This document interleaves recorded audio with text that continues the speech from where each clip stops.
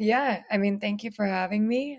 At a super high level, Greener is a visibility and carbon accounting platform for Fortune 500 supply chains and the trucking fleets that they contract. So, at a very simple level, the problem that we're solving is a lack of supply chain visibility and then providing an automated way for fleets to share data back up to their customers. So, you could think of it as us providing the data directly from the vehicles for what happens in between point A and point B, and performance reporting, whether that's emissions and sustainability, whether that's efficiency, utilization, and both the shippers and the fleets can benefit from cutting fuel and saving dollars on their bottom line that way. But tell me about the journey so far then. So tell me about, the fundraise and what that's been like. So we started raising a $1.5 million pre-seed round about 2 years ago, and we started with friends and family money. I think, as a lot of founders do, in order to build our MVP. And then once we got to sort of a beta testing phase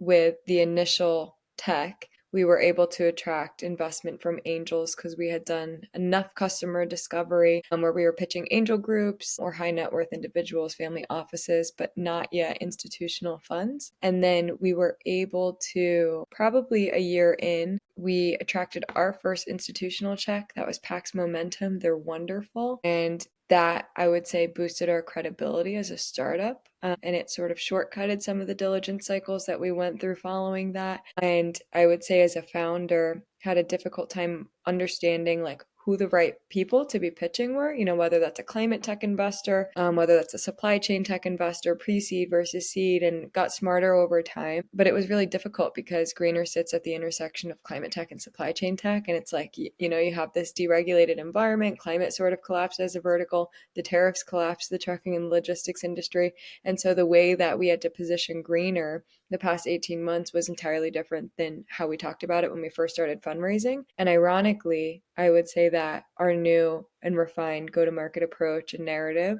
has resonated 10 times more than in the past, and it accelerated our fundraising journey. But ultimately, I think we're just trying to set up the foundation for, being the default, I'll say, carbon accounting platform for the trucking industry, but also just being a general infrastructure layer of primary data for freight and going from there. We're launching in Europe in July, which is something we're really excited about because the European market is a little bit more bullish on sustainability than the US. Yeah, absolutely. And the other cool thing about this, I don't know if this has even been something that you've considered, but when greener technology is out there and all of this data is starting to flow in, it opens this channel for even more development. People start getting curious, saying, "Well, what technologies can we use to actually improve this and make this better and work here?" So, you're not only opening up a world to actually bring a little bit of a greener future in the US, but also just opening the door for more innovation. It's that snowball effect, right?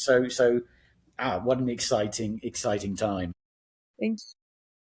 Final question from me is, where did this come from? Where was the idea for this? How did you even start this? Yeah, I think if you asked me if I was going to be in the trucking industry ever, 4 years ago and any time before that, I probably wouldn't have believed you, but I love it. And I'm, of course, happy to be here.